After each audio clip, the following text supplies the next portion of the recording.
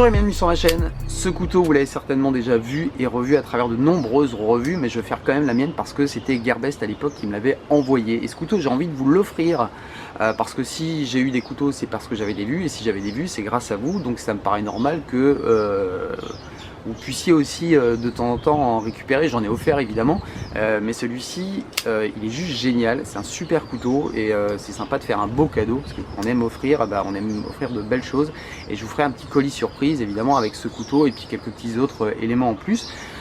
Simplement vous verrez, ce sera, si vous êtes abonné tant mieux, vous aurez la petite cloche qui vous signalera la vidéo, qui vous dira simplement comment faire. Ça sera hyper simple, on mettra un petit commentaire sous une vidéo, ça sera rapide, je la sortirai un vendredi soir et on fera le tirage le dimanche soir, comme ça tac tac c'est fait, vous aurez votre colis assez rapidement. Ce site Gearbest, si jamais vous avez des retours négatifs ou positifs, n'hésitez pas à le mettre sous les commentaires parce que j'ai vu pas mal de trucs passer comme quoi c'était plus aussi performant qu'avant. Donc si jamais vous ne faites pas avoir, si le colis n'arrive jamais, c'est un peu embêtant. En tout cas, merci pour tous les commentaires que vous me mettez sur ma dernière vidéo parce que c'est super sympa d'avoir cette espèce d'interaction ensemble. Donc j'aime bien. On va tout de suite voir ensemble, raté dommage, ce que vaut ce petit couteau que je trouve moi absolument génial. Alors je vous disais un couteau génial et je vais vous dire pourquoi. Alors déjà, pour les plus observateurs, vous avez peut-être remarqué qu'il n'y avait absolument aucun clip sur ce couteau, ce qui est assez étonnant. C'est un gros couteau, vous avez vu qu'il a une belle longueur, presque je crois 22 cm il me semble, 10 cm de lame, 9 cm de tranchant. Donc un couteau qui est assez imposant, qui est assez lourd aussi parce qu'on est à 160 grammes. En comparaison, un Rat 1 fait 140 grammes et un SOG, que je vais vous comparer aussi, Trident, fait 100 grammes. Donc il fait son poids. C'est ce qui permet aussi à la première prise en main de sentir qu'on a vraiment un outil qui est extrêmement costaud, extrêmement solide. Je vous le montre évidemment d'un peu plus près, même plus près que ça. Vous voyez un petit peu la texture ici du G10, donc voilà, légèrement texturé, les plaquettes légèrement en retrait. Donc c'est tout à fait bien usiné, ici vous avez des petits chanfreins un peu partout. Hop, un petit trou pour y placer une dragonne. L'acier D2, on va y revenir tout à l'heure. La visserie, tout est vraiment extrêmement bien fait. On a une lame qui est quasiment centrée et une construction ouverte pour ce couteau. Alors on parlait un peu d'esthétisme, d'esthétique, parce que je trouve que ce couteau est vraiment bien réussi en termes de d'harmonie, de courbe. Je le trouve joli. Voilà, je le trouve joli, je le trouve harmonieux, et c'est d'autant plus sympathique que il est très facile à utiliser, que ce soit ouverture, fermeture. Et allier les deux, c'est pas souvent que ça arrive, je dirais, d'avoir un beau couteau et en plus qu'il soit hyper fonctionnel. Alors je vous le disais, un grand couteau, je vous le compare juste avec évidemment le fameux Rat 1 pour vous donner un peu un ordre d'idée au niveau de sa taille. Avec le SOG Trident également, qui est un excellent couteau, je vous en parlerai bientôt parce que je l'ai retrouvé. Et je trouve que c'est un couteau super qui a autant de défauts que de qualité, mais on verra ça ensemble évidemment. Donc un couteau qui est beau et pratique, ça fait évidemment toujours plaisir. Une prise en main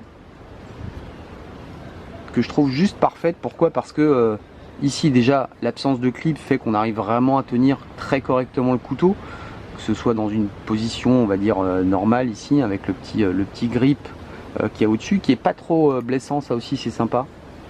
Qui est pas trop prononcé. On va avoir un petit peu de grip ici, là également. D'ailleurs on voit le framelock avec ce petit détail aussi qui je trouve est assez joli et qui permet d'être dégagé très facilement et encore une fois d'être utilisable vraiment à une main assez facilement. Et vous voyez que l'ouverture, une fois qu'on a pris le pli, elle est assez facile. Alors beaucoup moins pour les gauchers malheureusement, mais en tout cas pour les droitiers ça fonctionne plutôt bien. Et le fait de pouvoir tenir, vous avez vu aussi quand j'ai travaillé un petit peu le bois, le couteau de cette manière là, en ayant vraiment une prise forte, on a vraiment le couteau qui épouse vraiment bien la main et on arrive vraiment à avoir une prise extrêmement puissante. L'acier du D2, donc le D2 acier semi-inoxydable, donc qui n'a pas suffisamment de chrome pour être classifié dans les aciers inoxydables. Vous voyez que moi j'habite à 50 mètres de l'océan Indien et ça se passe très très bien. Un acier qui est extrêmement dur, donc on a vraiment un tranchant qui est redoutable. Moi j'adore le D2 parce qu'on a vraiment un mordant. Je vous parle souvent de mordant, je ne sais pas si ça vous parle, mais on arrive vraiment vite à rentrer dans la matière. Une émouture plate qui finit par un petit tranchant en V. Donc évidemment quelque chose d'hyper glissant quand on va venir couper. Ce qui est également intéressant, c'est qu'ici on va avoir 4 mm et ça va venir ici s'affiner au bout. Ça veut dire que même en usage cuisine, et même là la prise en main elle est assez agréable parce qu'on a ici ce petit retour qui descend et qui me permet de bien caler ma main. Et justement il s'en sort pas mal du tout en usage alimentaire parce que ici on est sur quelque chose de beaucoup plus fin et c'est tout à fait agréable et puis utilisable même pour un usage alimentaire. Donc ça c'est très très bien au niveau de sa polyvalence en tout cas. Hop, je vous la remonte de ce côté là. Toute cette partie plate, toute cette grande courbure. Donc une belle et grande lame. Alors évidemment ce couteau doit exister dans plusieurs coloris. Je vais pas vous mentir, c'est légèrement glissant, ça va être beaucoup plus glissant qu'un revêtement qui serait un peu plus prononcé. Mais pas beaucoup plus que le rat, effectivement. Mais encore une fois, cette prise en main avec ici ces petits grips font qu'on l'a réellement bien en main. Il n'y a pas de raison qu'on vienne glisser. Ici, pour l'affûtage, pareil, c'est assez facile. Alors, je ne l'ai pas réaffûté. Et je voulais vite encore vous parler de cet acier-là parce qu'il m'était arrivé un truc avec l'acier D2. On a toujours cette sensation que c'est un acier qui est assez cassant. Et effectivement, ce couteau, la première fois que je l'ai eu, je l'ai fait tomber d'1,20 m et il est tombé pile sur la pointe, comme une tartine, c'est le coup de la tartine. Et j'ai eu la pointe qui s'est courbée. Alors je l'ai redressée évidemment, mais elle n'avait pas cassé, donc c'était un test assez intéressant tout de même pour cet acier-là. Pour conclure et pour faire rapide, ce que j'adore sur ce couteau, vous avez vu l'esthétique et tout, le fait que ce soit une émouture plate et qui coupe extrêmement bien évidemment, qu'on est sur un tranchant rasoir sorti de boîte, que c'est assez facile à affûter, je ne sais pas si je vous l'ai dit, mais c'est vrai que le D2 finalement, c'est comme tous les aciers, à partir du moment où on l'entretient régulièrement, on n'est pas embêté, même si c'est un acier qui est extrêmement dur.